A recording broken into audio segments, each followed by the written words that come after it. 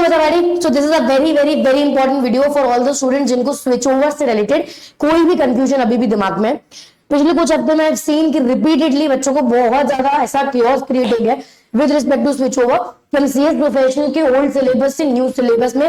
पहली बात तो स्विच करें या नहीं करें, और दूसरा करना है तो lot of confusion there with respect to examinations कि कौन से सब्जेक्ट एग्जाम्प्ट होंगे, प्री टेस्ट की प्री टेस्ट देना है नहीं देना है, देना है मान लो ओल्ड सिलेबस में ऑलरेडी दे चुके हैं, नए सिलेबस में देना है नहीं देना है, देना है तो उसके लिए चार्ज भरना नहीं भरना है। सबसे इंपॉर्टेंट क्वेश्चन अभी if I apply for switch over, क्या हम जून 24 का एग्जाम या अटेम्प्ट दे सकते हैं नहीं दे सकते, राइट। सो उससे related lot of questions were there, we have taken a Google Meet session as well. काफी बच्चों को काफी क्वेश्चन एड्रेस हो गए थे बट कुछ बच्चे ज्वाइन नहीं कर पाए थे, इसलिए this is a very very very special video for all the student जिनके दिमाग में स्विच ओवर से रिलेटेड कोई भी क्वेश्चन है। और I will try my best towards the end of the video all of your questions with respect to switch over are answered।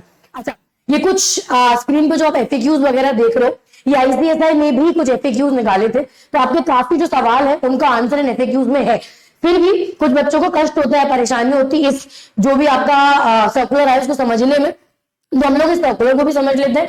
Apart from that कुछ question जो यहाँ पे कवर नहीं हुए, उन पे क्लैरिटी नहीं है, उनके बारे में भी देख लेते हैं। लेकिन मंथ में हम लोग डिस्कस करेंगे कि ओल्ड से न्यू पे स्विच करना है या नहीं करना है, that would be the last topic of discussion, right. तो कई बच्चे जिन्होंने मूड बनाया है कि ओल्ड से न्यू स्विच करना है, तो उनको अपने को परेशान नहीं करना है, उनको पहले उनका कंसर्न एड्रेस कर देते हैं एंड देन विल डिस्कस कि ओल्ड से न्यू स्विच करना है या नहीं करना है। Although we have already made a video and it's there on the Instagram channel, YouTube पे भी है, वो भी देख सकते हो, नहीं है तो will discuss it in the end, ठीक है। तो यार ये दो तीन चीजें हैं, अगर आप जाओगे आईसीएसआई की वेबसाइट पे सिर्फ आईसीएसआई स्विच ओवर डालोगे तो भी आपको दिख जाएगा।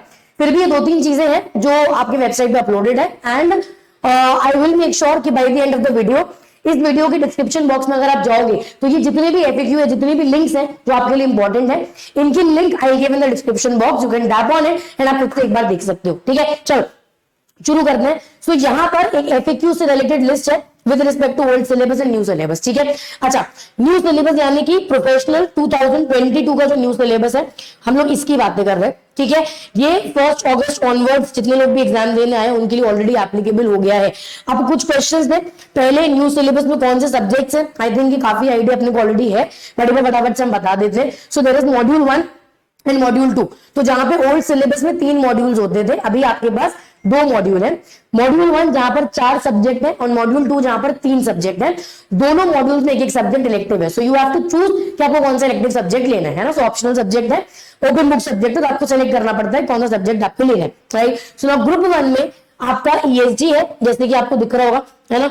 दूसरा आपका ड्राफ्टिंग है, तीसरा आपका DD एंड चौथा आपका इलेक्टिव है। इलेक्टिव में mostly people go for CSR and IPR। Again इसके बारे में अपन बहुत ज्यादा डिस्कस नहीं करेंगे, but let's say if your appropriate choice is CSR तो आपका 14 सब्जेक्ट CSR होगा।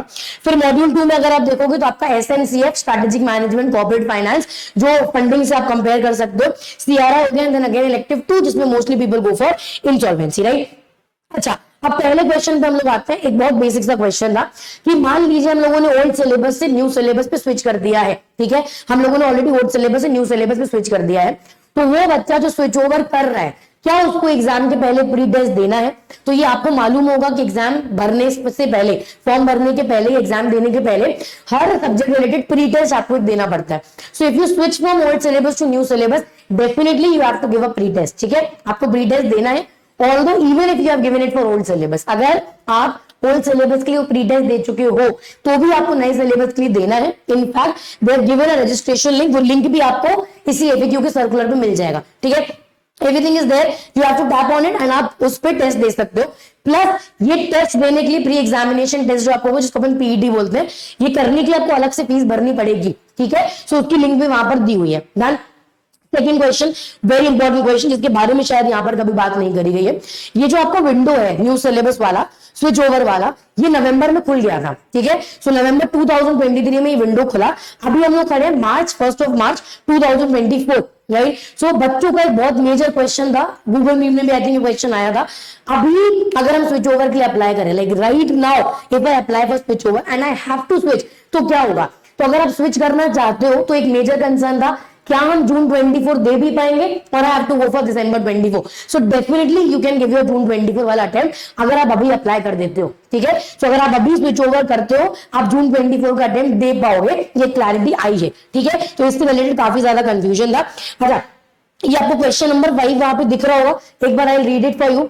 आई am presently under 2017 old syllabus of professional program, am I eligible to switch over to the new syllabus 2022 of professional program, and the answer is yes.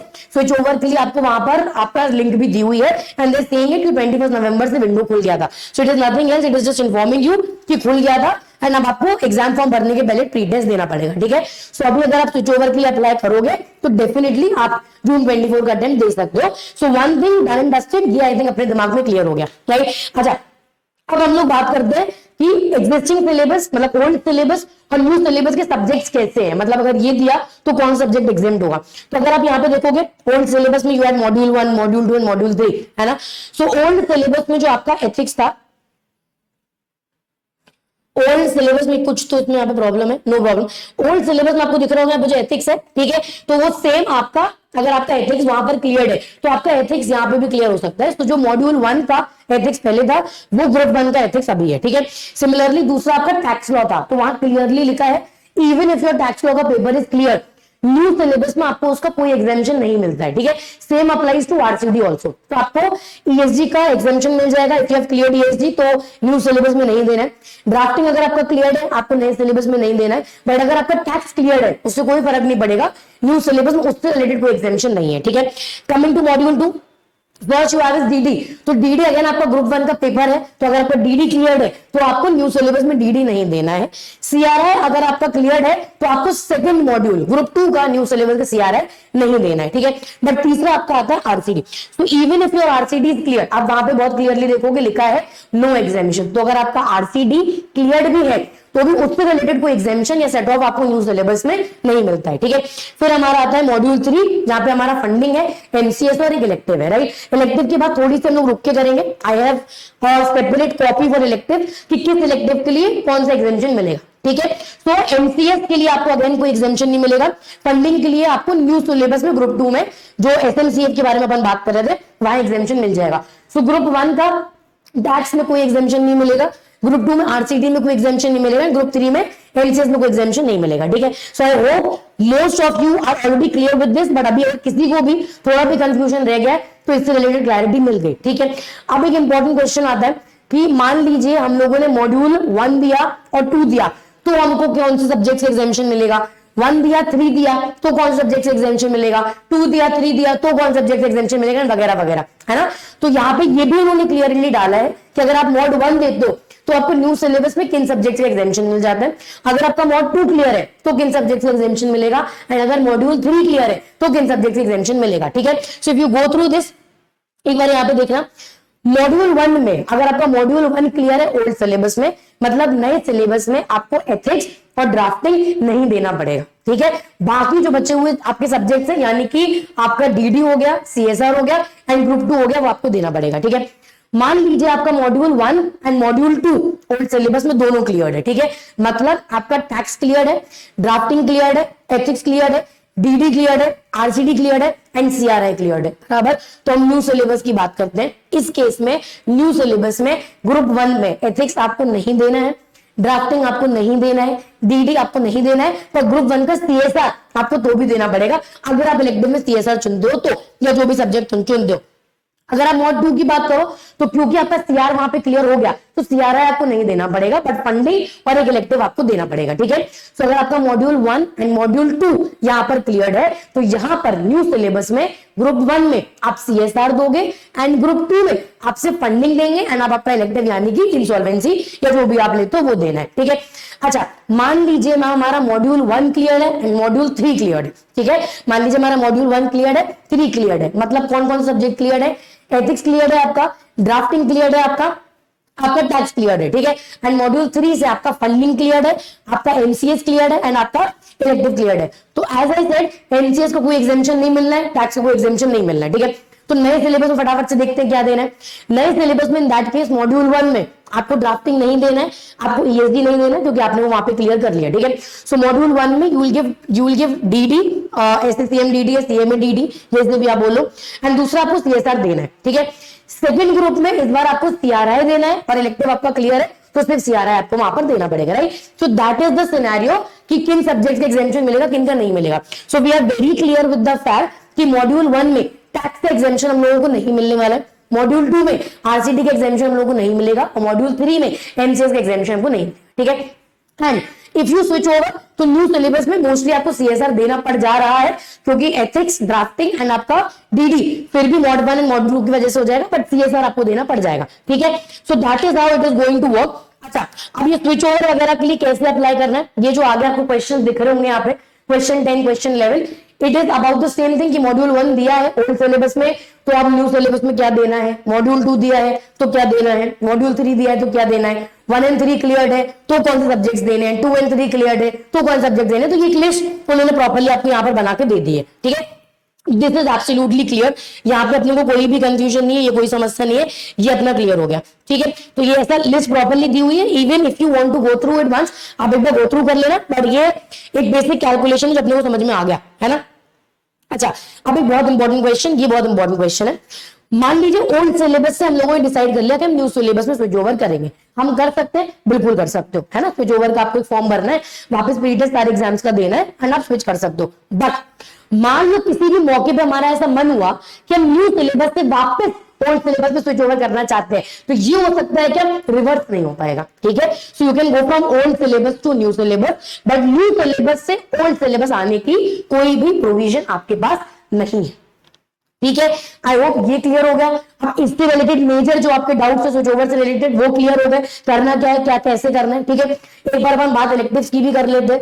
Elective के लिए भी they have given a separate circular to you, अगर आप यहाँ पर देखोगे, है ना। सो ये आपका जो लेफ्ट साइड पे दिया हुआ है ये आपका ओल्ड सिलेबस का है एंड राइट साइड पे आपका न्यू सिलेबस का, राइट। पहला आपका बैंकिंग दिया है, न्यू सिलेबस में वो एग्जाम्प्ट हो जाएगा। दूसरा इंश्योरेंस दिया है, वो भी banking and insurance law practice से आपका एग्जाम्प्ट हो जाएगा। आईपीआर से एग्जाम्प्ट हो जाएगा।